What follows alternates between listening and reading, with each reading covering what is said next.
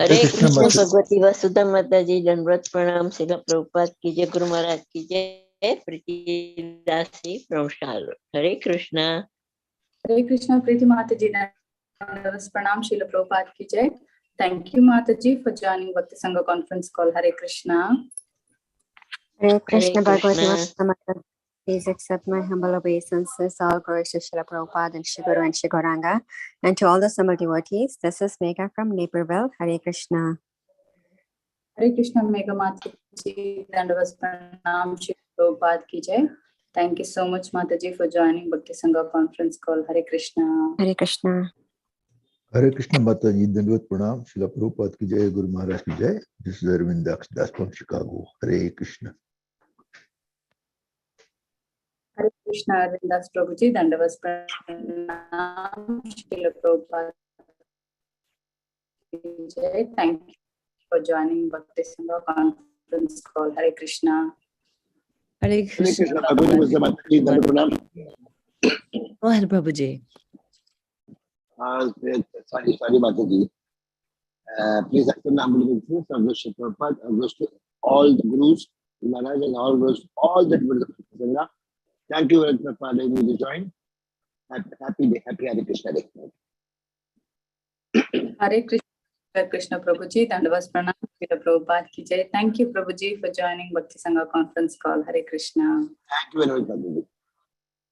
Hare Krishna. Bhagavati Vasudha Mataji, Dandavat Pranam. All glories to Srila Prabhupada, all glories to Guru Maharajas, and all glories to the assembled devotees. This is Tiffany in Pennsylvania. Hare Krishna. Hare Krishna, Tiffany Mataji, Dandavas Pranam, Srila Prabhupada ki jai. Thank you so much, Mataji, for joining Bhakti Sangha conference call. Hare Krishna. Hare Krishna Mataji, Dandvat Pranam. Please accept my humble obeisances. All glories to Srila Prabhupada Hare and Shri Krishna. Is there Guru anyone who would like to? Guru and Gauranga, and all assembled devotees, Yashmati from Chicago. Hare Krishna, Yashmati Mataji, Dandavas Pranam, Srila Prabhupada ki jai. Thank you, Mataji, for joining Bhakti Sangha conference call. Hare Krishna. Hare Krishna, Bhagavati Sudha Mataji, Dandavat Pranam, all glories to Srila Prabhupada. This is Vinita Gandharvika Devidas. Hare Krishna. Hare Krishna, Gandharvika Mataji, Srila Prabhupada ki jai. Thank you, Mataji, for joining Bhakti Sangha conference. Krishna. Hare Krishna Mataji, Dandavat Pranam. All glories to Prabhupada, all glories to Guru Maharaj. All glories to humble devotees. This is Mohini Lakshmi from Detroit.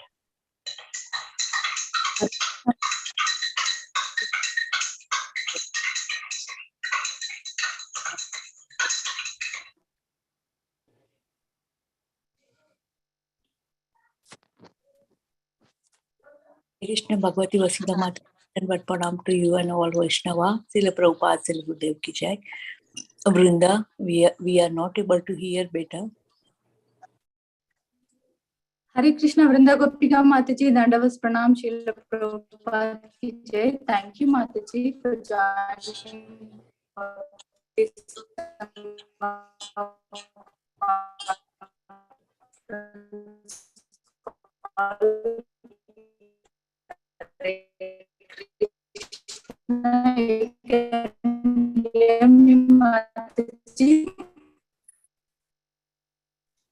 Mataji, your voice is breaking, Mataji.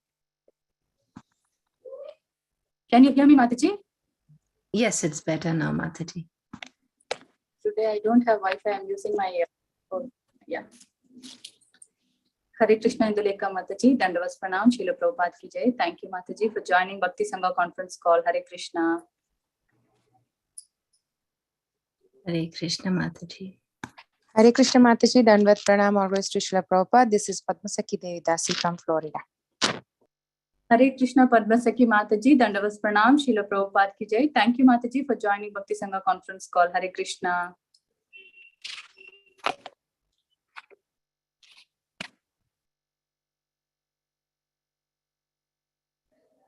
Hare Krishna, I welcome all of you once again. Thank you everyone for joining today's Bhakti Sangha conference call. Today we are really fortunate to have His Grace Radhika Vallabha Prabhu ji. to enlighten us on the topic of Srimad Bhagavatam from 6.1.61 onwards. Before I hand over the call to Prabhuji, I would like to hand over the call to Tiffany Mataji to give a brief introduction on Prabhuji. Hare Krishna Mataji, no introduction today. Okay, Mataji, thank you so much. So, Prabhuji is there. Hare Krishna. Yes. Hare Krishna, Prabhuji. Please accept all of our humble obeisances. Thank you so much for giving your valuable time and association in this Bhakti Sangha conference call. We are really fortunate to hear on the topic of Srimad Bhagavatam today. Thank you so much, Prabhuji. Hare Krishna. I please hand over the call to you. You can please take over. Om Namo Bhagavate Vasudevaya. Om Namo Bhagavate Vasudevaya. Om Namo Bhagavate Vasudevaya.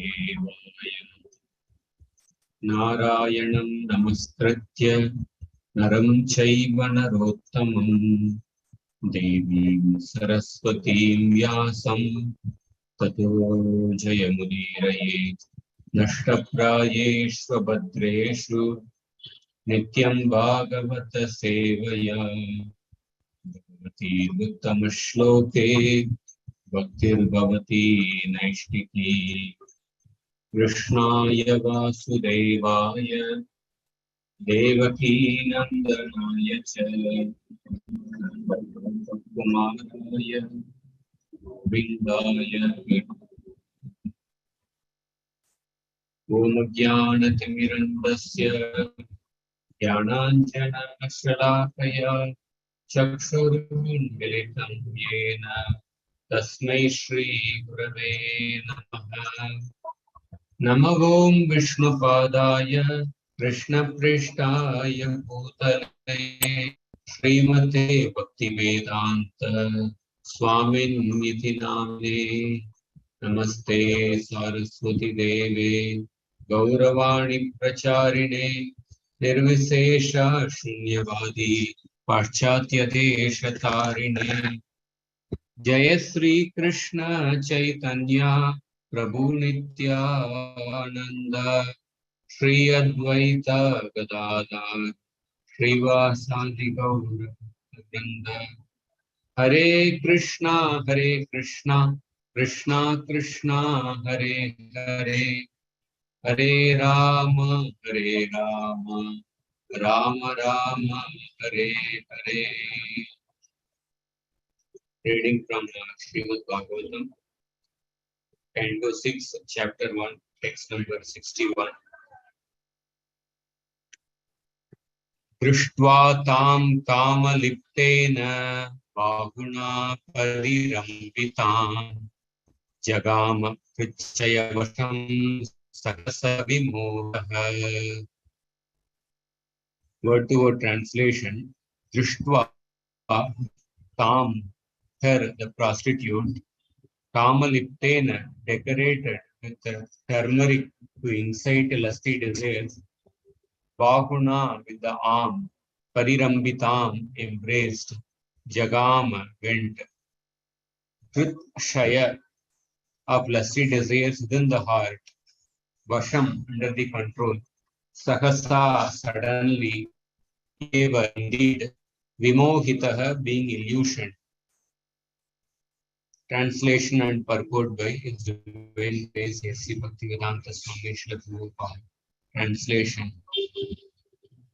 The Shudra, his arm decorated with the turmeric powder, was embracing the prostitute.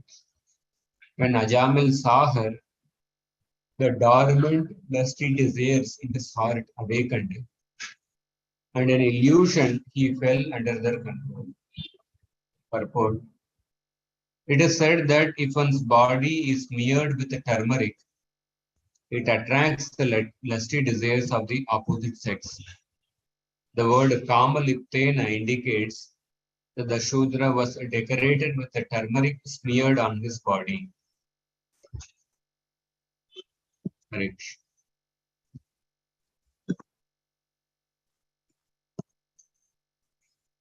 So, Drishtva tam kamaliptena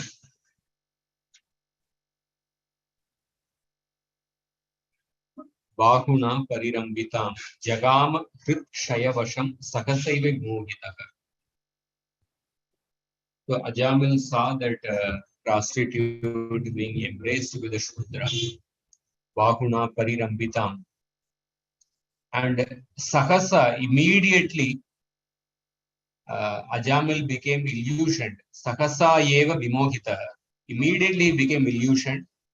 And Hrit Shaya Vasham. Hrit Shaya means, Hrit Shaya refers to that which is sleeping in the heart. So Hrit Shaya refers to the material desires, or Hrit Shaya refers to Kamadeva someplace. Hrit Shaya refers to the material lust, the material desires. Hrit Shaya Vasham Jagama. Ajamil became immediately illusioned, Sahasa eva vimohitaha, and then he came under the control of those material desires. Drishtva tam kamaliptena, and seeing that prostitute being embraced by the Shudra, whose arms were decorated with turmeric. So we see that there are two types of rasa. One is bhakti rasa and another is the material rasa. Material rasa is also called as mundane rasa. So to experience any rasa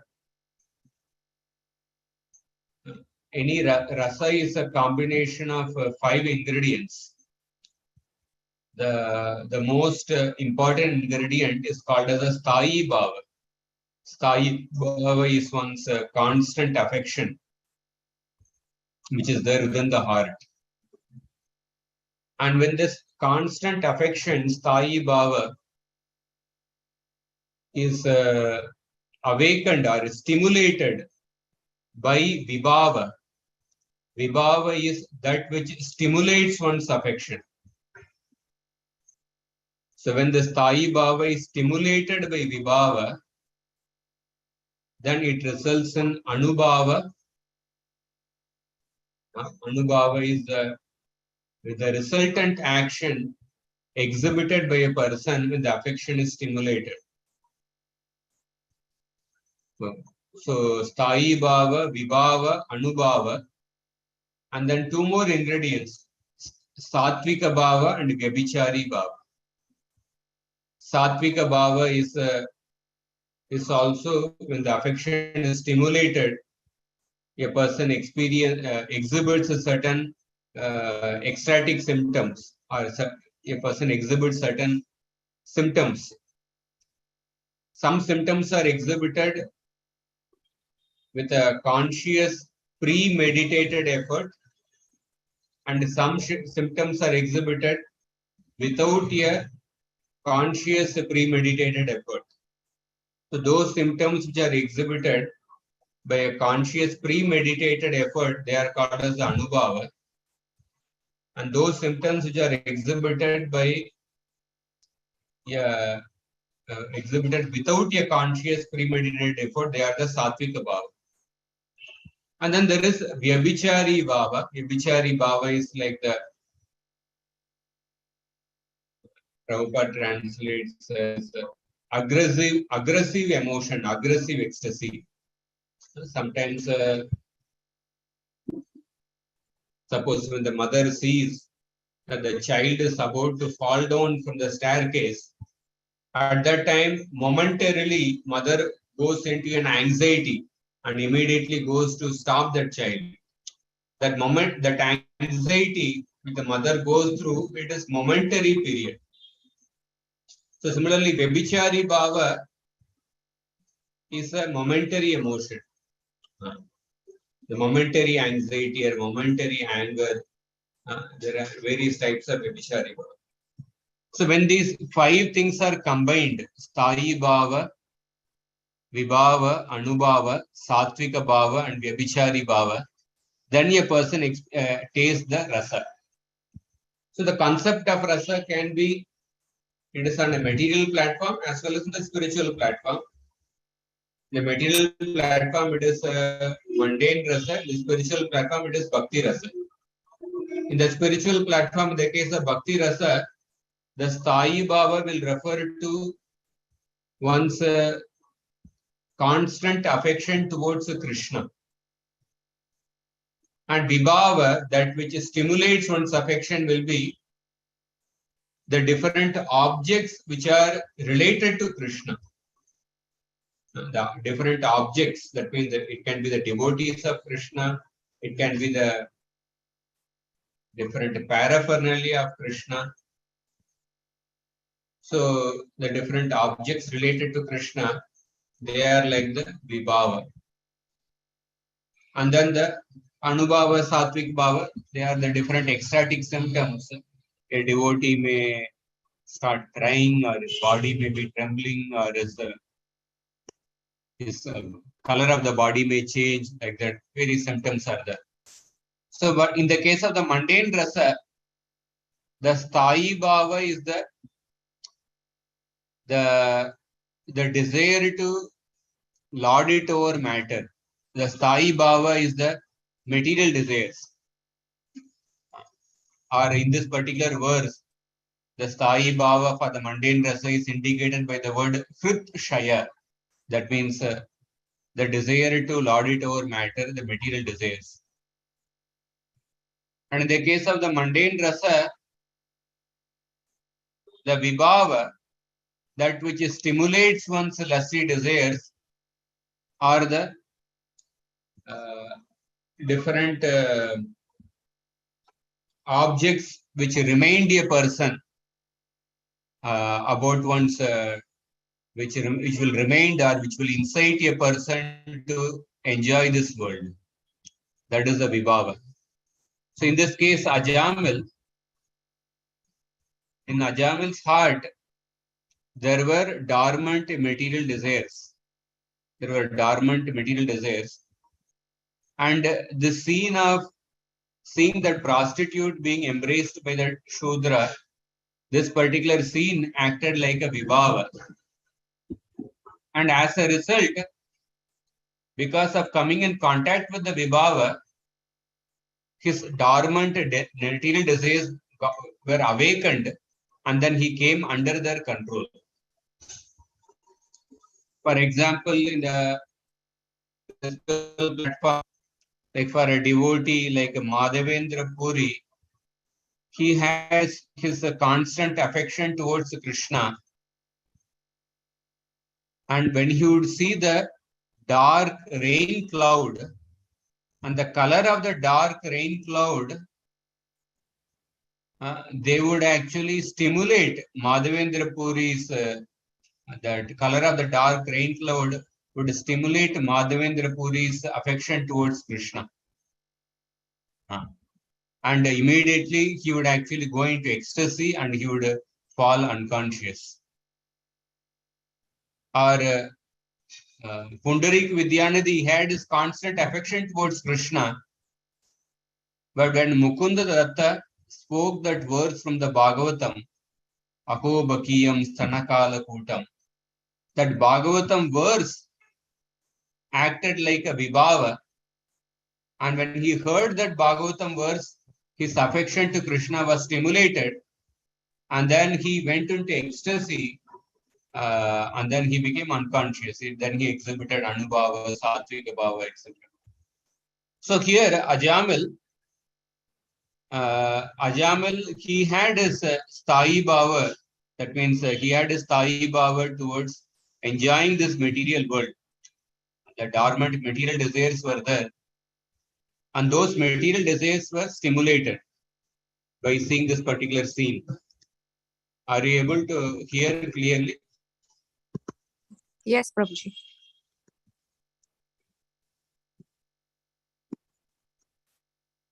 So we will see here, Ajamil, as a result of that Hrit Shaya Vasham, he came under their control. Then we will see in the future verses how Ajamil he brought that prostitute to the house and he drove away his wife and old parents.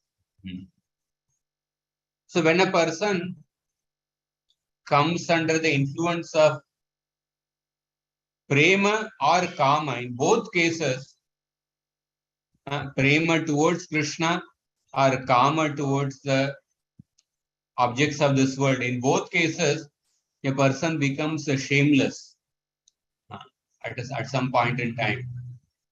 Like Narada Muni, he explains about his travels.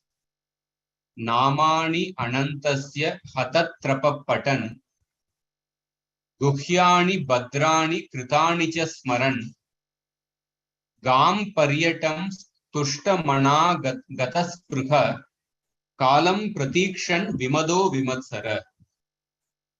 So Narada Muni said that I began chanting the holy name and the fame of the Lord by repeated recitation, ignoring all the formalities of this world. Ignoring all the formalities of this world. Hatatrapa patan means, hatatrapa means by giving up all the shame or by giving up all the shyness or by giving up all the, ignoring all the formalities of this world, I began chanting the holy name by repeated recitation. So Narada Muni, when his prema was awakened, he forgot all the formalities of this world. And here Ajamil, when his kama is awakened, he forgot all the normal rules of dharma, and he became infatuated with that prostitute. Yeah, sometimes when a person is having love for Krishna, sometimes he may forget the formalities of the world and exhibit that love openly. And sometimes, or many times, he may not exhibit that love openly. He may just, because when he's surrounded by people who are materialistic, a devotee, even a pure devotee, may not exhibit that love openly. So Chaitanya Mahaprabhu had great love for the deity of Sri Gopal, but he did not go to take darshan of Lord Gopal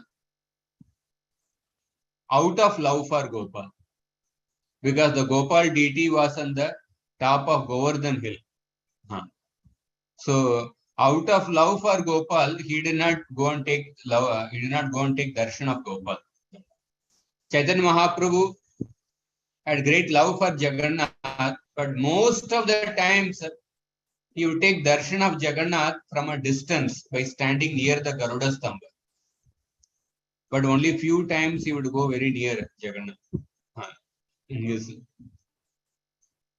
So, like when a person takes a photo, actually. So for nowadays we have digital cameras.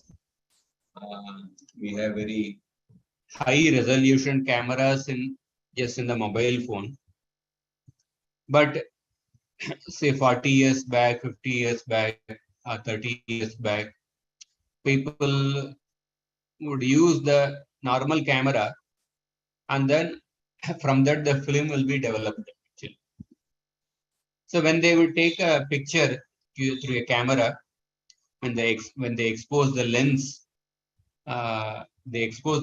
towards that particular object or picture just for 1/16th of a second, and then the object falls on that particular film, and then they will bring the film to the dark room. Suppose if the film is exposed to the sun, then everything will be finished immediately. So they have to bring the film to the dark room in order to develop that film into a photo, and then after that they will frame that photo. So our eyes are also like the lens of a camera, or our senses are like the lenses of the camera.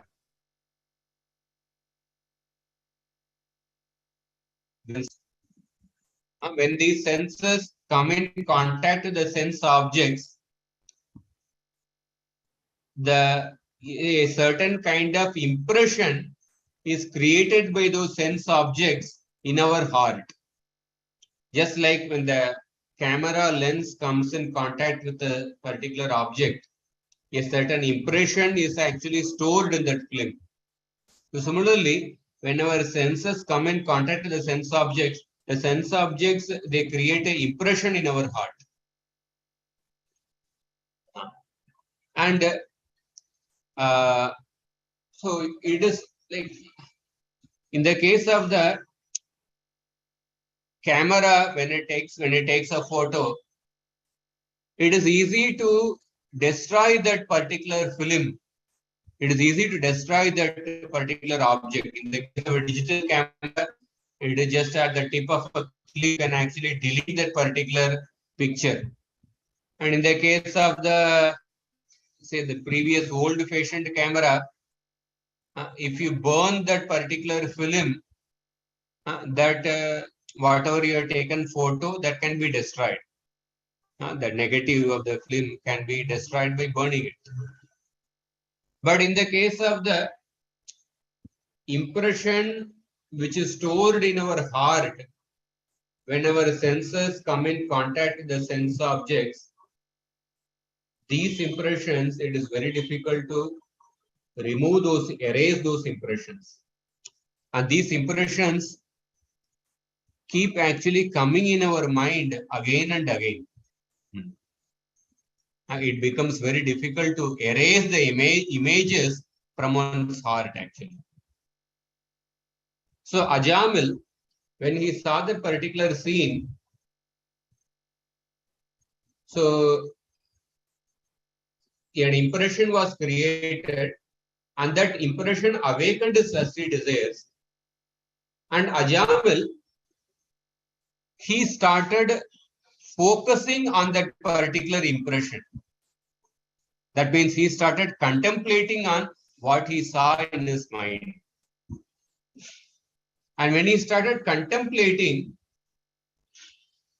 the film negative, it turned into positive. Dhyayato vishayan pumsa sangasteshu pajayate sangat sanjayate kama kamat krodho pajayate. When he started contemplating on what he saw, it turned into kama. It is like the different stages of the development of a film. Initially, when you take the photo, the picture is in the form of a negative. And then when you take it to the dark room, to the process, it becomes from the negative, you develop the positive photo. And then the next stage is that you actually dry that photo. After drying it, you actually frame that photo. After framing that photo, you actually so you nail that photo in a particular room and it remains fixed in the room. So Ajamil, in one sense, he went through all these processes. He started contemplating on what he saw. And then after contemplating, he developed that image. Means like he developed that image and then he framed that image and then he fixed that image in the house. What does it mean? Means he started contemplating on that scene. And then as he kept on contemplating, then he went into the next stage. First, he brought that prostitute as a maid servant to his house. And then he went to the next stage. He made that maid servant. The next stage is he drove away his wife. And then he made that maid servant into his own wife. And then he kept his prostitute in his house permanently. So therefore, that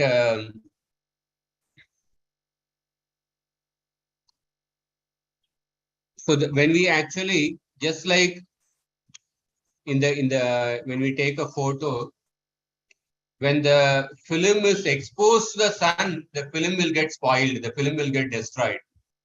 Or the film is burnt in the fire, the film will get destroyed. So similarly, when our senses come in contact with the sense objects, certain impression is created. But when we expose that impression to the son of Krishna, when we expose that impression to Krishna, then that impression will get destroyed. That means we have to replace those impressions with the positive impressions of Krishna consciousness. So let us see some examples from the Srimad Bhagavatam and from the Shastra, that how different people, when they saw a similar scene, the way something which is similar to what Ajamil saw, how they responded to the situation, depending on their depending on the state of the heart. Depending on the state of the heart, how they actually responded to the different situation. So the first example is Shaubari Muni. Shaubari Muni, he also saw something similar to what Ajamil saw. But in the case of Shaubari Muni, he saw the physical relation between a male fish and a female fish. So normally we cannot even distinguish between a male fish and a female fish. But Shaubari Muni, when he saw that mating between a male fish and a female fish, beyond that particular physical act, he saw that principle of enjoyment. He got affected by that principle of enjoyment. So immediately he came out of the water. And because of the contemplating on that particular act of what he saw, he actually decided to end his austere life, and he went on to marry the 50 daughters of King Mandata. So where Shaubari Muni, he saw the similar scene. So by that, his vision was affected. His vision got affected by the principle of enjoyment, and then he fell from his spiritual position. And Ajamil, when he saw this act, he could have, he also got affected with the principle of enjoyment. And he could have dotated the principle of enjoyment in a dharmic way within the boundaries of marriage by enjoying with his wife. But instead of following the rules of dharma, he went beyond that and he married the prostitute. Hanumanji, when he went to Lanka to find Sita, Hanumanji, when he was going through the palaces of Ravana, he saw different queens of Ravana not properly dressed, in half-naked states. But when Hanumanji saw them, he didn't get affected by that. In fact, he was thinking that I am a brahmachari, but what am I doing here?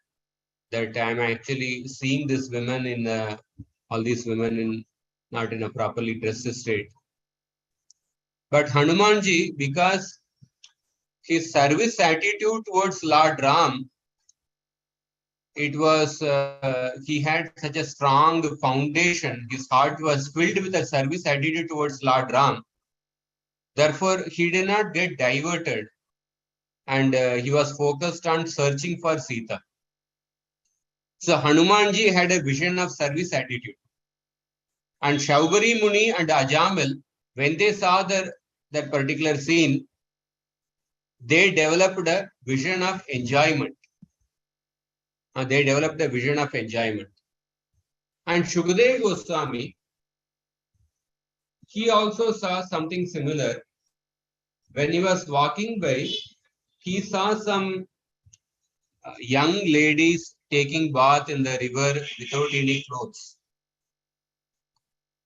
And but when Shukadeva Goswami saw, he had a vision of indifference. Drishtwanu yantam rishimatmajam apya anagnam devyo kriya paridadur na sutasya chitram. So Shukadeva Goswami himself was actually naked and he was very young. And when he saw these young ladies without clothes, and Shukadeva Goswami, he was completely indifferent. He did not distinguish that they are in a female body actually. So and the ladies also could recognize that this Shukadeva Goswami is having a vision of indifference, and they also did not actually cover their bodies. So because Shukadeva Goswami was absorbed in the impersonal Brahman, he had a vision of indifference. And so he saw everything in the vision of detachment and indifference. Everything, both the living entity in the male body and the female body, both were actually equal for. And Narada Muni, he also saw a similar scene in the heavenly planets, in the Mandakini Ganga. When he was passing with the Mandakini Ganga, he saw Nalakuvar and Manigriv enjoying with the Apsaras without any clothes.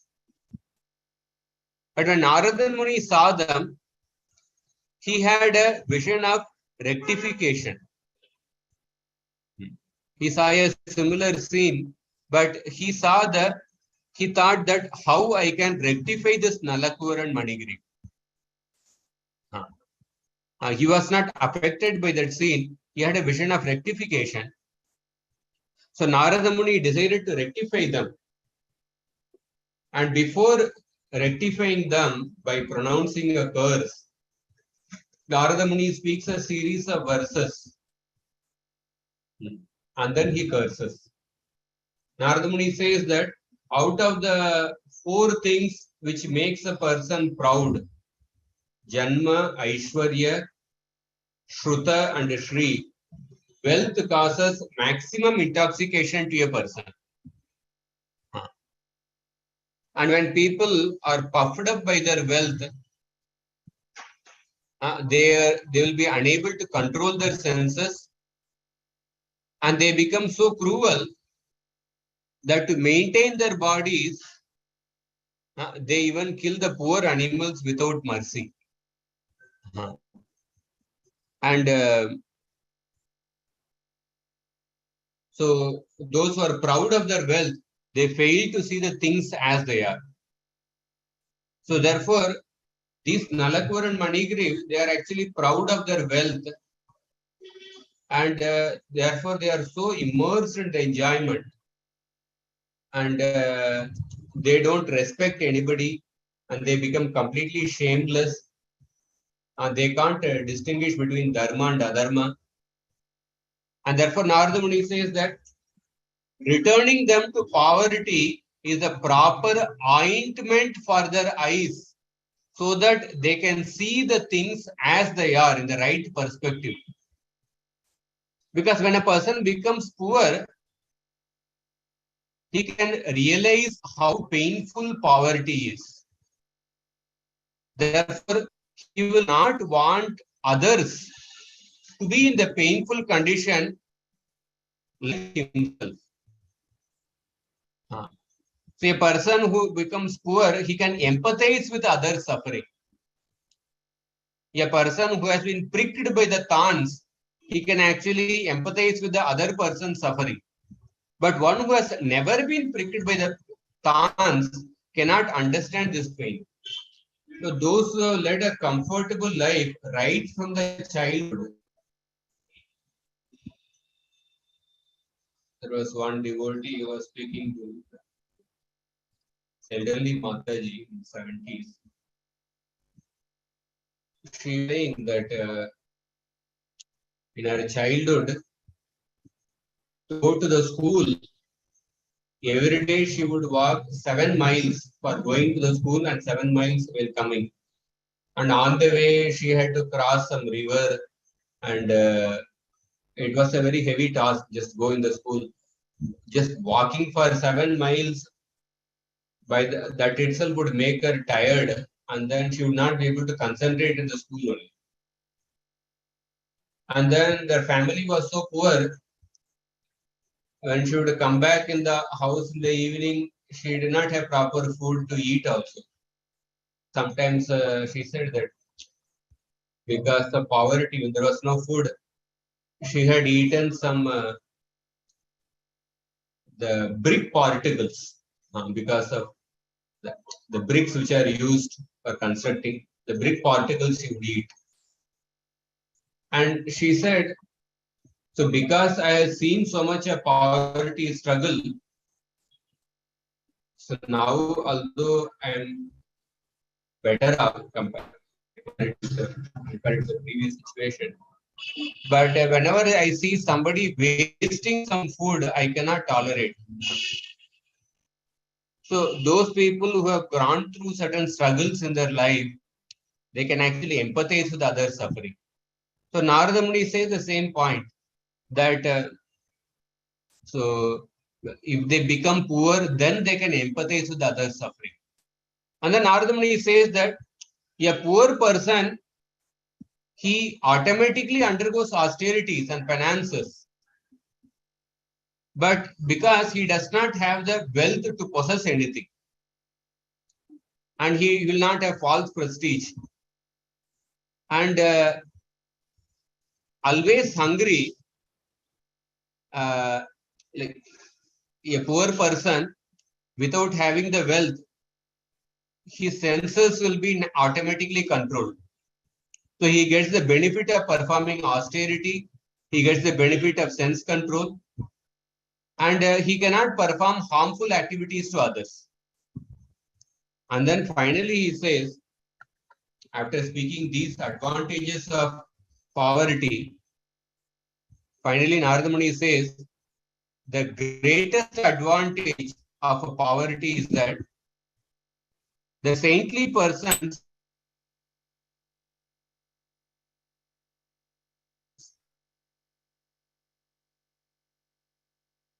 association to the poor person than to the rich person. So the quality of a genuine saintly person, a sadhu, is somebody who sees everyone equally, samadarshana. But although the sadhu sees everyone equally, the sadhu is more easily available to a poor person than to the rich person. Well, this is the, I would say, the textbook definition of a sadhu. Currently, how it is, this definition is applicable, that is definitely a big question mark many times. Sadhus may be more easily available to the rich people than to the common rank and file person. So many times the rich person, when they take an appointment, they may immediately get an appointment to the sadhu, but the common person may not get an appointment to the sadhu. So, but we see this principle is there. Chaitanya Mahaprabhu, that is why he did not easily give his audience to Prataparudra Maharaj. Because Prataparudra Maharaj, although he was a devotee, but he was in the position of a king. So after that, Narada Muni pronounces the curse upon Nalakur Manigri to become the trees. So the Narada Muni saw the similar scene, but Narada Muni had a vision of rectification. How can I rectify Nalakur and Manigri? Haridas Thakur, he also saw something similar. That means like a prostitute dressed in a very agitating way, and directly coming and asking Haridas Thakur, to have a physical relation with her. But Haridas Thakur, when he saw that prostitute, he had a vision of compassion. He was thinking like, how can I actually transform this prostitute? How can I give mercy to the prostitute? He had a vision of compassion. And Naranarayana Rishi, he also saw something similar. The Devatas, when they saw the austerities of Naranarayana Rishi, the Devatas, they wanted to disturb Naranarayana Rishi's austerities. They wanted to make him fall from his position. So Devatas, they sent beautiful apsaras in order to agitate Naranarayana Rishi and break their tapasya. It is said that an army of apsaras were sent by the Devatas, headed by Cupid. But Naranarayana Rishi, he could not be agitated by those army of apsaras. And when these apsaras, in the army of apsaras, when they saw that Naranarayana Rishi could not be agitated, they became stunned out of fear, because they feared that they would get cursed by Naranarayana Rishi. But Naranarayana Rishi, because they are actually exemplifying the principle of austerity, tapasya. So Naranarayana Rishi exhibited the vision of detachment coming from their tapasya when they saw the beautiful apsaras. Not only they did not get affected, but from their thighs they produced much more beautiful women from their thighs. And when the Devatas saw those women produced from the thighs of Naranarayana Rishi, they became astonished and they became fearful that Naranarayana Rishi would curse them. But Naranarayana Rishi, he did not become angry. Rather, he simply smiled at the Devatas. He actually wanted to laugh at the Devatas, but he did not want to laugh at them. He simply smiled at them. He simply smiled at them. And the Devatas were trembling. Naranarayana Rishi, they were expecting that Naranarayana Rishi would curse them. To their utter surprise, Naranarayana Rishi asked them that how can I serve you? You are all our guests. You have come to our small hut. How can we serve? He was asking, he spoke in such a genuine mood of Atiti Seva, and Devatas were completely stunned by this behavior of Naranarayana Rishi. Therefore, Narada Muni, he glorifies Naranarayana Rishi in the Bhagavatam. Kartasya sarga dishu yona bhatyate nahanyate deha gatopi daihikai drashturna drigyasya gunair vidushyate tasmai namo asakta vivekta sakshine. Narada Muni says that I offer respects to that witness who is unattached and separate from the body, and who is not attached to the creation of this universe, and who is not overcome by bodily needs, although appearing in a body, and whose sight is not polluted by Maya, although he sees everything. So normally, when we see something, we get affected by the vision of what we see. When we smell something, we get affected by the particular impression created by that smell. When we hear certain music, like certain music which we have heard in the past, those impressions are there in our mind. and they get awakened. Suppose we are going in a bus, like here in Tamil Nadu, especially like different, apart from the metro city, all the other places, in every bus they put actually film music in the bus. So we are traveling the bus. So whatever songs you might have heard, they are played. So the impressions are awakened actually. So usually we get affected by what we see, what we hear. But Naranarayan Rishi, he is an unattached witness. Asakta Vivikta Sakshine. He sees everything, but he is not affected by what he sees. He creates everything, but he is not attached to the creation of the universe. There is a saying that a confectioner is not affected by the sweet meats which he produces. Like a sweet shop owner, he may have varieties of sweets in his shop. We may be attracted, we may like a particular sweet, but a confectioner is not actually attracted to the sweets in his shop. Actually. Similarly, Narayana Rishi is not attached to the creation of the universe. And he has very little desire to enjoy them. So therefore, Narada Muni is glorifying Naranarayan Rishi. Narada Muni, being such a devotee of Naranarayan Rishi, therefore, he also developed that same quality. He did not get affected when he saw Nalakur and Manigriv enjoying with those apsaras. So, when the Naranarayan Rishi did, when the Devatas saw that Naranarayan Rishi did not become angry,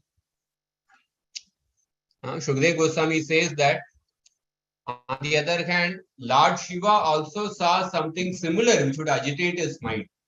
Kamadev came to agitate Lord Shiva. And Lord Shiva did not get agitated by Kamadeva, did not get agitated by the environment created by Kamadeva. Rather, but Lord Shiva became angry, and with his anger, he burnt Kamadeva to ashes. He burnt Kamadeva to ashes. But in the case of Naranarayan Rishi, anger feared to enter Naranarayan Rishi's mind. Anger is called as Kamanuja. If the anger feared to enter Naranarayan Rishi's pure mind, how can the lust take shelter of his mind? Therefore, the Devatas glorify Naranarayan Rishi. Shutritrikala gunamaruta jaiva shaishnan asman apara jaladi matitirya kechit krodasya yanti vifalasya vasham padegor majjanti dushchara tapascha vritod srijanti. So Devatas say that some people, they practice severe austerities to cross beyond our influence, which is like an immeasurable ocean with hunger, thirst, heat, cold rain brought about by the passage of time, sensuous wind, and the urges of the tongue and 6 organs. So some people perform severe penances to cross beyond the influence of us, the Devatas. So this ocean is an immeasurable ocean filled with hunger, thirst, heat, cold, rain, etc. And the urges of the tongue and genital sex or different sense organs. So some people, very few people, they actually manage to cross beyond this ocean. Very few people, they actually manage to cross beyond the ocean of sensual desires, the temptations of this world. But after crossing beyond this ocean of the sense gratification, some people, they drown in the puddle of anger. They drown in the puddle of anger, which is like they drown in the puddle, the water contained in the hoof print of a calf. They drown in the puddle of a useless anger. And when they drown in the puddle of anger, they destroy the benefit of their difficult austerities which they performed to conquer the sensual desires. Just like suppose a person has worked hard to earn a big treasure, and he is having the treasure in his head. He drowns in the water, and the treasure will also get drowned. So similarly, these people, they have put great effort to conquer their senses, and in that way accumulate the great treasure of tapasya. But then sometimes they become drowned. They drown themselves in the puddle of anger, and then whatever spiritual credits they earned, whatever credits they earned by performing tapasya, all the credits are lost when they become angry. Like Vishwamitra lost his tapasya, credits of tapasya. So in this way, that the devatas are glorifying Naranarayan Rishi. And Naranarayan Rishi, not only he did not get affected with those apsaras, on top of that he produced much more beautiful apsaras from his own thighs. And on top of that, Naranarayan Rishi did not become angry. Rather, he exhibited a genuine service attitude towards the devatas, considering them as the guest to his house. So therefore, all these examples, it shows that whether it is Saubari Muni, Hanumanji, Ajamil, Narada Muni, Naranarayana Rishi. So depending on the state of one's heart, there were different response. So all of them, they came in contact with the same vibhava. That means all of them, they came in contact with either some women enjoying with the men, or they came in contact with a scene where the women were naked, or they came in contact with the atmosphere which will incite the kama. But some people, because in their heart, the Sthayi Bhava was prema towards the Supreme Lord, or their Sthayi Bhava was the attraction towards the impersonal Brahman, in the case of Shukdev Goswami. Because in the Sthayi Bhava in their heart was love of Krishna or the attraction towards the impersonal Brahman, even though they came in contact with same stimulation, they did not get affected by that stimulation. They did not get affected by that particular scene. On the other hand, Shaubari Muni or Ajamila, when they saw that scene, because in their heart, the Sthayi Bhava of love of Krishna was not there, or the Sthayi Bhava of the absorption in the Brahman is not there. Rather, in their heart, the Sthayi Bhava of the material lusty desires were there. Therefore, they got awake. They came under control of those desires. Just like, for example, I gave this example previously also. So in the Deepavali time, we have the firecrackers. So there are different types of firecrackers are there, and on those firecrackers, you need a sparkler. So the sparkler, when it comes in contact with the different firecrackers, and there are different varieties of firework display. And suppose the firecracker, there is a firecracker is there, externally it appears like a firecracker, but inside there is no actually gunpowder. Then you are actually making that firecracker, which appears to be a firecracker, we are making it coming in contact with a sparkler, but there is no firework display because inside there is no gunpowder. That means inside the Sai Bhava is not there. Therefore, there is no firework display. Or suppose if the firecracker is drenched in water, there is gunpowder inside, but it is drenched in water. Even though that firecracker comes in contact with the sparkler, there is no firework display. There is only a smoke coming out of it.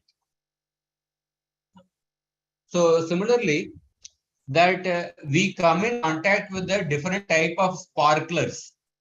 The sparkler can be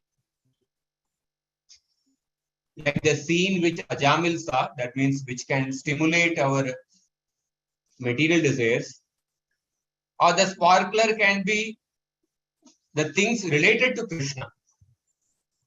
Like when a person, say, comes to a temple is designed in such a way that everything in the temple will remind a person of Krishna.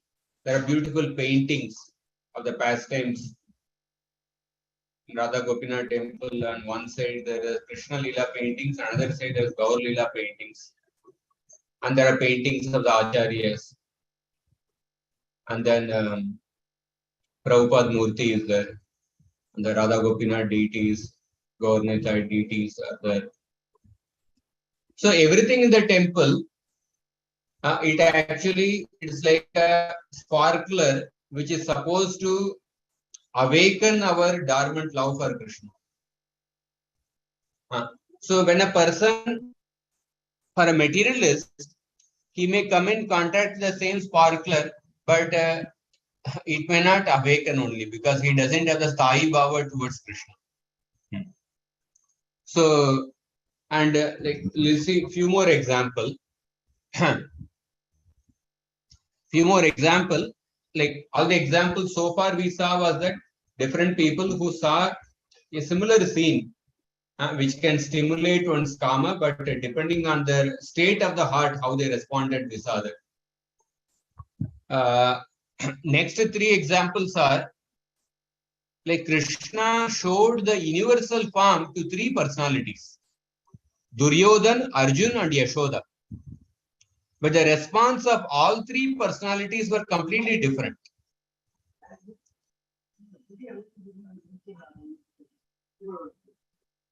So when Krishna showed the universal form to Duryodhan, when he came as Shanti Dut, Duryodhan, he actually wanted to arrest Krishna. Although he saw that universal form, but before that he wanted to arrest Krishna. And Krishna showed that universal form. So Duryodhan had the vision of enmity towards Krishna. And seeing that universal form did not create any mood of submission or the mood of reverence towards Krishna. And Arjuna, when he saw the universal form, initially he experienced Vismaya Rasa or Adbhuta Rasa. He was astonished by seeing the universal form. And the same universal form, Krishna showed the another aspect of this universal form in the form of the Kala Rupa. As a Kala Rupa, how Krishna destroys everything, he showed that form. On seeing the Kala Rupa, Arjuna experienced Bhayanaka Rasa. He exhibited fear by seeing the Kala Rupa, the destructive form of the Kala Rupa. And then later, Arjuna started praising the universal form of Krishna. So he experienced what is called as Gaurava Sakhya. He experienced the mood of friendship, Gaurava Sakhya Rasa. Sakhya Rasa mixed with the mood of reverence. there are two types of Sakya, Vishramba Sakya and Gaurava Sakya. Vishramba Sakya is a very intimate friendship where a person will not ask forgiveness from the friendship. But Gaurava Sakya, Arjuna experienced Gaurava Sakya, Sakya mixed with the mood of reverence. So as a result of that, Arjuna begged forgiveness from Krishna. And when Yashoda saw the same universal form, when Yashoda wanted to check whether Krishna had eaten the dirt, and Yashoda told Krishna to open the mouth. And when he opened the mouth, Yashoda saw the entire universe within the belly of Krishna. And when Yashoda saw that, initially, for a moment, she was overcome by the mood of reverence. She said that am I dreaming, or is it an illusion created by the external energy? Has this been manifested by my own intelligence, or is it the mystic power of my child? And then she couldn't figure out what is happening. And then she said that, let me just surrender to the Supreme Personality of Godhead. She is not considering Krishna the Supreme Lord, but she is considering, oh, let me surrender to the Supreme Lord Narayana, and let me offer my obeisances unto him, who is beyond the conception of human speculation, who is beyond the mind activities, words and arguments, who is the original cause of the cosmic manifestation, and by whom the entire universe is maintained, and by whom the universe is destroyed. So let me simply offer my obeisances to the Supreme Lord, because he is beyond my contemplation, speculation and meditation. And then she says, Aham mamasau patiresha me suto Rajeshwarasya kila vittapasati. It is by the influence of the Lord's Maya that I am wrongly thinking that Nanda Maharaj is my husband and I am the queen of Vrindavan. And I am thinking that, oh, these are my possessions. These cows and calves are my possessions. And I am thinking that these cowherd men are my subjects. But I am also eternally subordinate to the Supreme Lord. He is my ultimate shelter. So in this way, for a moment, she was overcome with the mood of reverence.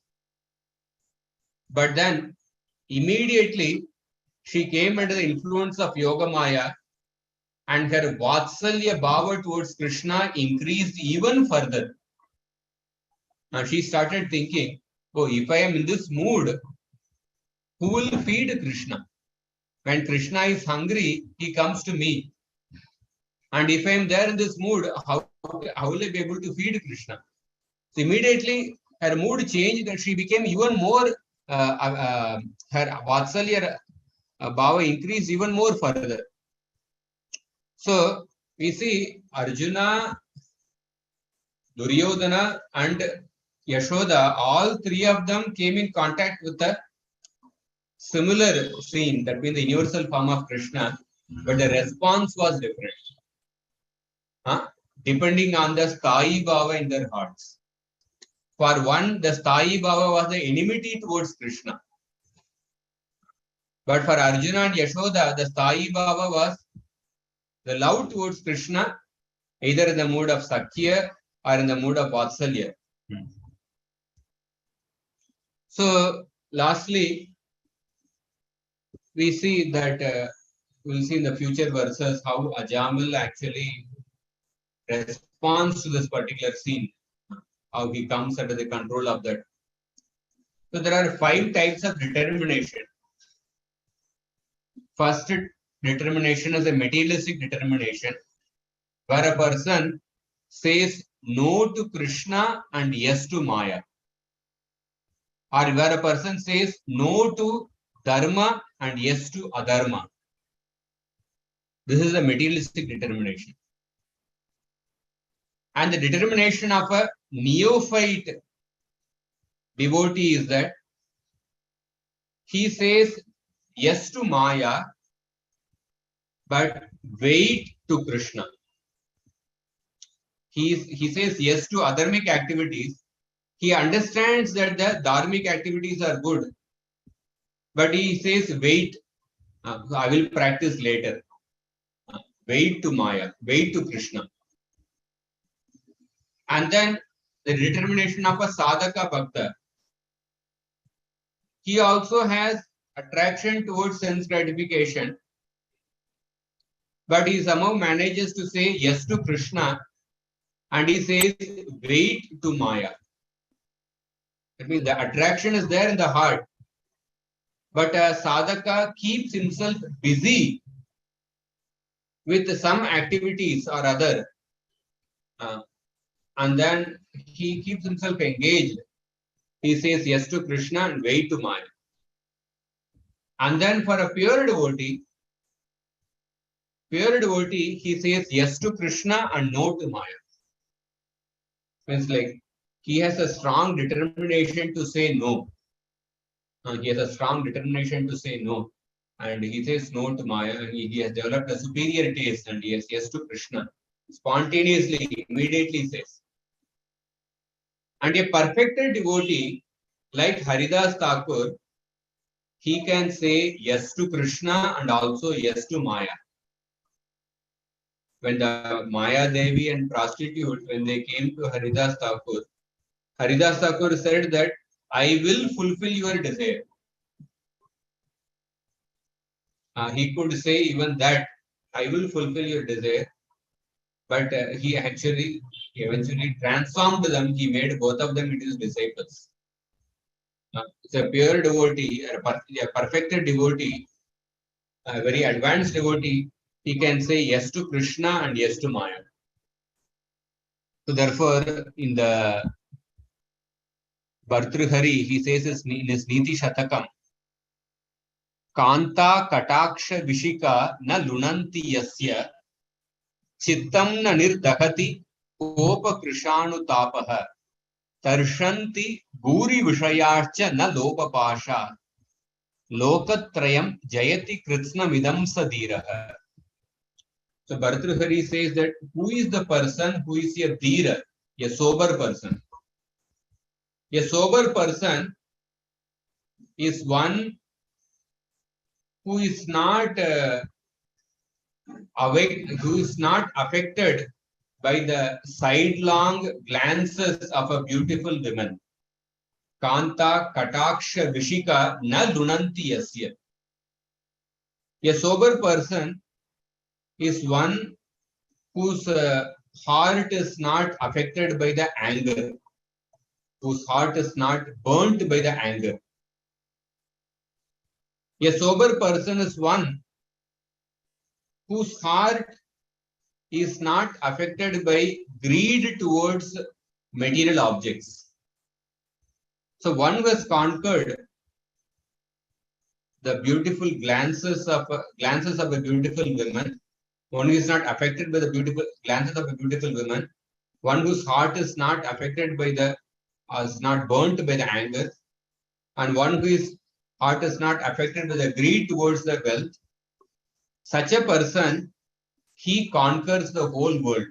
Lokatrayam jayati. He conquers the three worlds. And he is called as a true dhira. So, but to come to the stage, we have to go through this 5 levels of determination.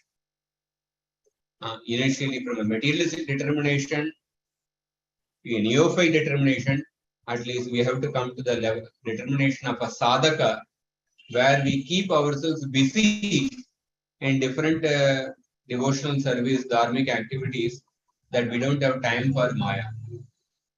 And then a pure devotee and a perfected devotee determination. So today what we discussed in summary, we discussed about the Bhakti Rasa and Mundane Rasa in the beginning, the Sthayi Bhava, Vibhava, etc. And then we discussed that analogy of taking a photo, and the development of the different stages of the development of a photo. And then we discussed that different examples of personalities who saw a similar scene, but how the response was different. So the example of Shaubari Muni, Hanuman, Ajamal, Sukadeva Goswami, Narada Muni, Naranarayana Rishi, Lord Shiva.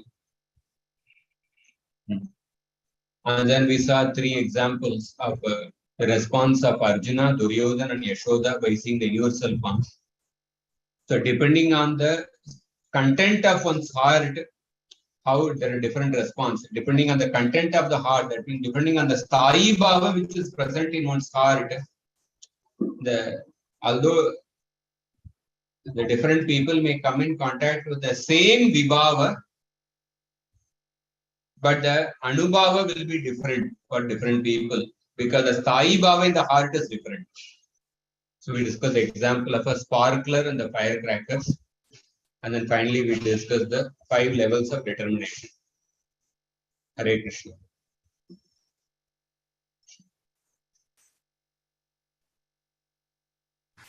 Hare Krishna, Prabhuji. Thank you so much for such a wonderful class on explaining the different powers and also giving us so many examples in this connection. Prabhuji, do you have time for questions today? Yes. Okay. Hare Krishna, Prahlad Ananda Prabhu, please go ahead, Prabhuji. Thank you very much, Mataji, for allowing me to ask the question. And my humble obeisance to Radhika Vallabha Prabhuji for an excellent discourse on this, this episode of Jamil. I was wondering about the Sthayi Bhag, which you said that, it is stimulated by the Vibhav and all that. The question is, Sthayi Bhav, is it completely inbuilt in a spirit soul? Because in the 11th canto, it says, Loke vyavai amis madhya seva nitya hi jantur. So these 3 bhavas of, amis, madhya seva and vyavai, they are inbuilt in each conditioned soul in this material world. So does some spirit soul come with different stock of this Sthayi Bhav, or, it's equal to everyone like that? I was just wondering about that. Regarding the Sthayi Bhava, so the inherent potential of every Jivatma is that every Jivatma has the potential to develop love for Krishna. Right. Means like every Jivatma has the inherent potential to develop that Sthayi Bhava of love towards Krishna. This is what is inherent actually. But when the living entity, because of being in the material world, in different material bodies since time immemorial, and because of that, the conditioned soul, he develops that natural attraction towards these sinful activities, the verse which he quoted 11th canto. But that is not actually the original, that is because of our impressions created by our experience with the lording it over matter in this world. So we feel almost a natural attraction towards, say, eating flesh or drinking wine or illicit sex. That is the disease. In the diseased condition, because the diseased condition is there since a long time, we feel the diseased condition to be almost a natural condition. So in that mood, it is actually described. But the original natural condition, or the original inherent potential of every living entity is that he can develop that Sthayi Bhava towards Krishna. Okay, thank you very much, Prabhuji.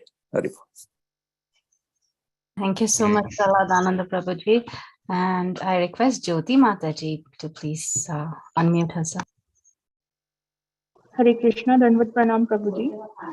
Prabhuji, my question goes like this. Could you please define what is the definition of heart is the first question. And second question is, you spoke about the vision. So there are stages in bhakti. So the vision changes as the bhakti or the stages changes, or the vision remains same. Means, is it a vision is discrete because the absorption level is different for the different devotees? Means I'm just talking about the neophyte because it's the initial stages for me. So could you please guide me on that also? What is the first one? You said definition of a Heart. thought.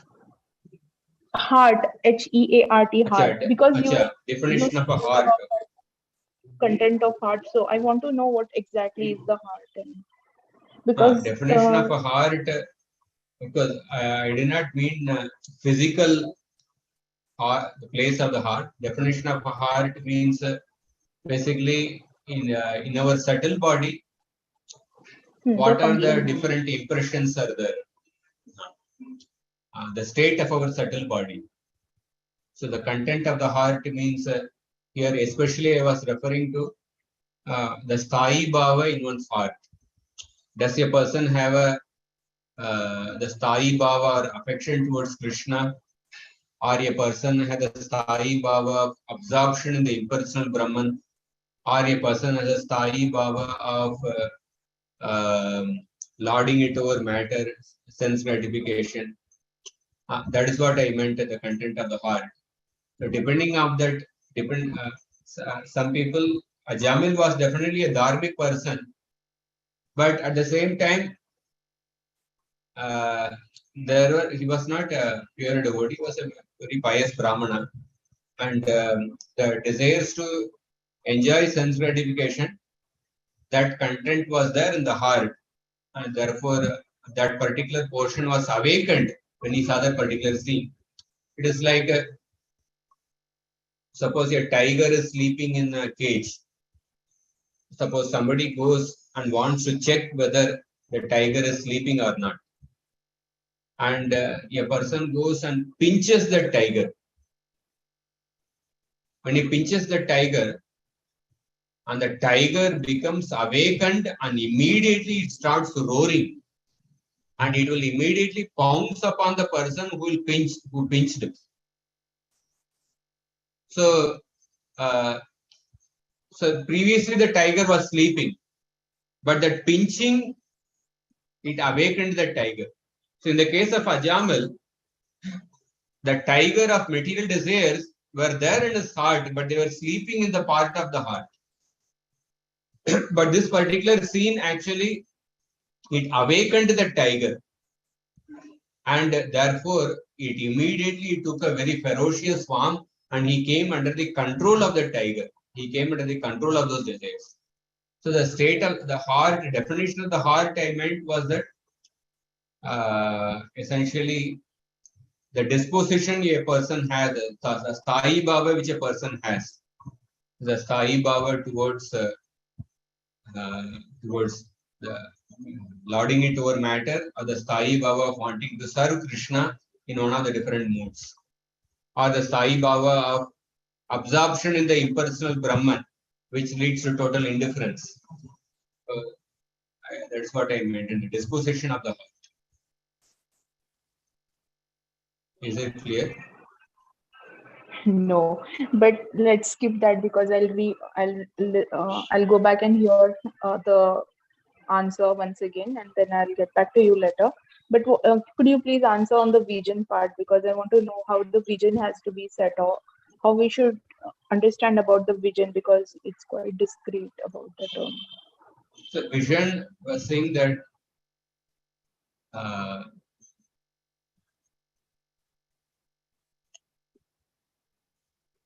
depending on the content of one's heart, when a person sees the same thing, but the vision of the person is different.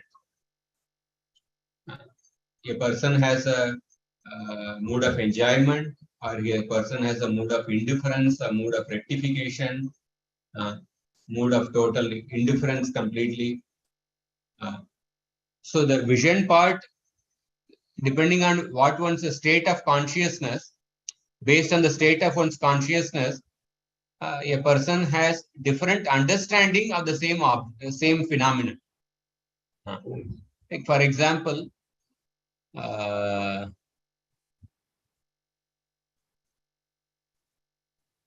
suppose a beautiful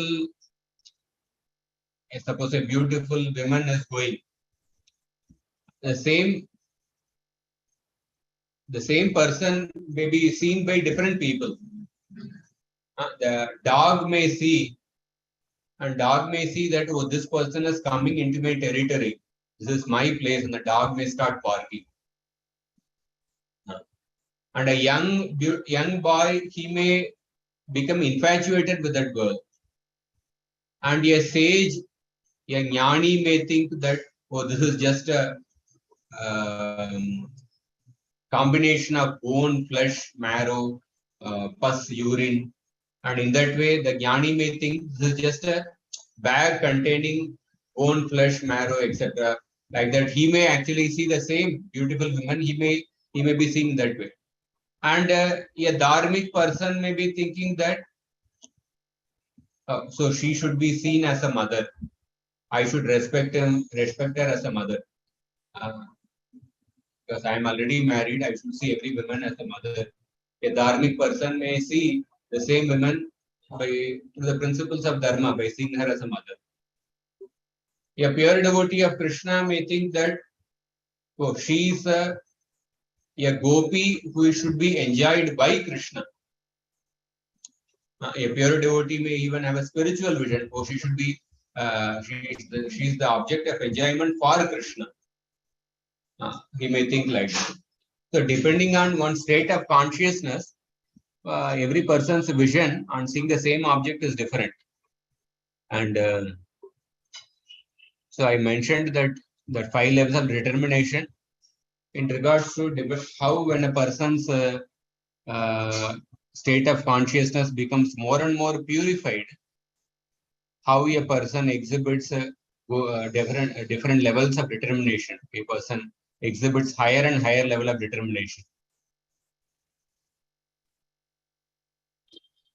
Hare Krishna. Hare Krishna, Dandavat Pranam Prabhuji. Thank you so much. Eternally grateful to you. Hare Krishna. Hare Krishna, Sukhakar Krishna Prabhu. Please go ahead with your question. Thank you very much. Radhika Prabhu, so nice to see you. I see you. Nice. So, Prabhuji, actually, one of my Zoom class, I have it in Bombay, Delhi and all. So, one of the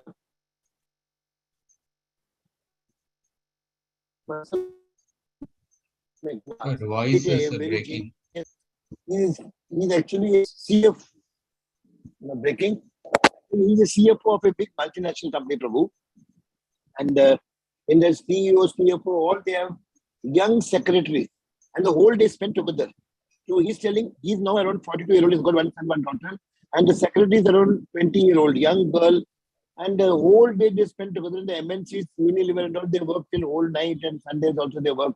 So he's telling, I don't know whether I should change the secretary or get a mail, and again the company will say, why are you doing like that? Or you have to make that girl a devotee, then also it may not work. Or leave the job. So he's telling, I'm not able to see like mother and all, we are able to preach, but when we work together, I'm really finding it difficult. So I was not having an answer, because today you have touched all those topics. So how do I frame it and put it so that you'll be able to, because it is not easy to get another job. It's a big salary, because a lot of commitments also are there. So he says, I find the material world is so miserable that in spite of having such good qualification, I'm going through so much trouble in the office. Definitely, the practical challenges actually. Telling wearing the dress also half covered, no covering. He's not able to tell where he's starting and come. That also he cannot tell, because their culture is like that. Of course, he's trying his best, don't touch and all details. But then again, he's worried what to do. How do I deal with these things? I said, you just keep chanting. I don't know. I didn't get any particular One has to have a very strong sadhana, and one has to have good relationship with other devotees. Like for a married man, like a good relationship with one's wife and also other devotees. Because when we associate with the good devotees, when they have a heart-to-heart conversation with others, and then when the mind, the thought of something doing wrong comes, then if I do this, how can I face these other devotees? So those in that way will get protected. So and also, and also in the practical physical world, we have to be very careful in observing certain etiquettes. We have to be strictly follow certain etiquettes because which will involve certain physical separation only when it is absolutely required. So those etiquettes have to be followed. Discipline, that means certain discipline, our sadhana, and good relationship with our own family members, wife, children, and other devotees, and observing certain etiquettes. These are the things. And sometimes, yeah, definitely, we may all, sometimes, if it's possible, we can even change the situation, bringing some restrictions. Material world is so miserable, Prabhu. Everywhere there is so much of traffic jams.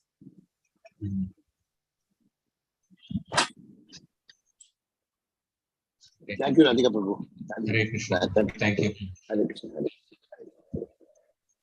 Thank you, dear devotee. Sorry, Prabhuji, please go ahead. There was one question in the chat box.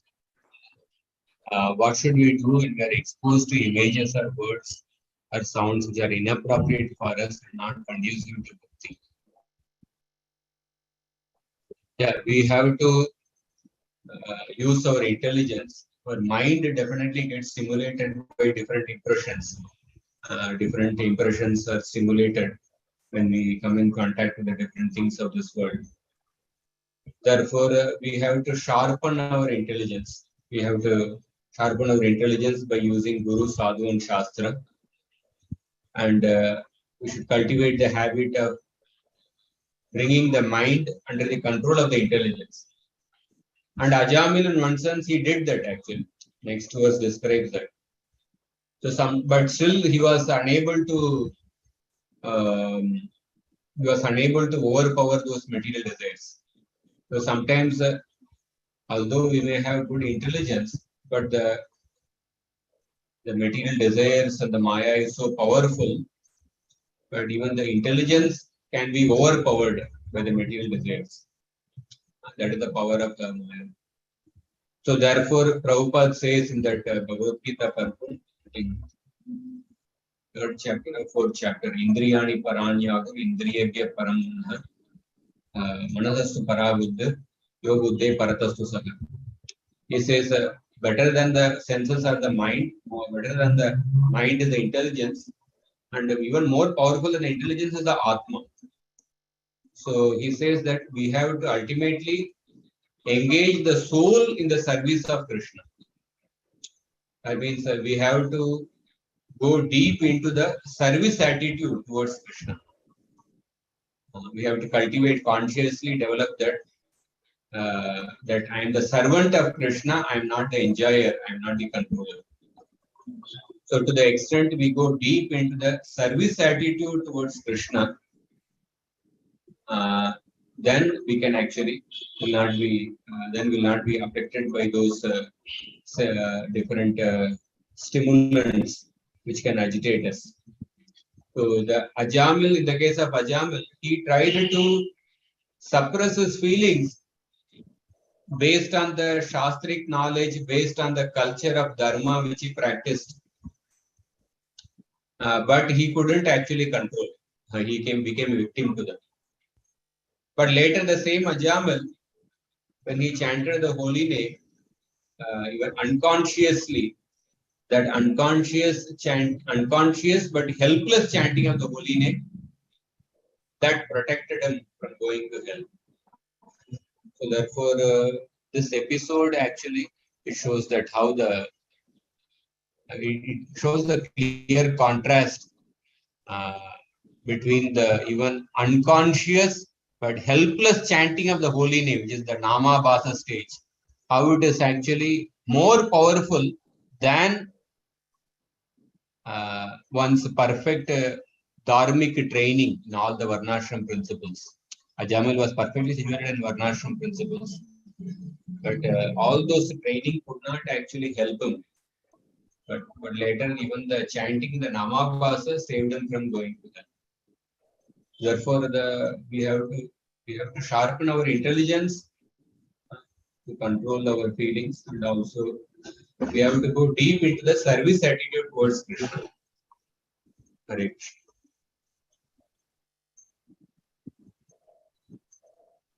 Thank you so much, Prabhuji, for once again such a wonderful class.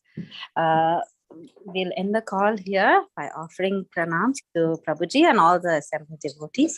Vancha kalpatarubhyascha kripa sindhubhya evacha patitana pavanebhyo vaishnavebhyo Namo Namah. Ananta Koti Vaishnav Vrinda ki jai. Jai. Srila Prabhupada ki jai. Ki jai.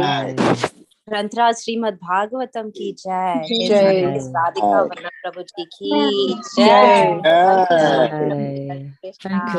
Thank pranam you so much, Prabhuji. Hare Prabhuji, for the Krishna. class. Thank you, Prabhuji. Pranam. Hare Krishna. Hare Krishna.